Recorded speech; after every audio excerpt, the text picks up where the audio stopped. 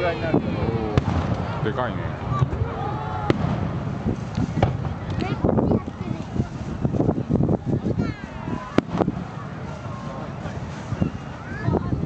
飛行機が飛んできたんですね。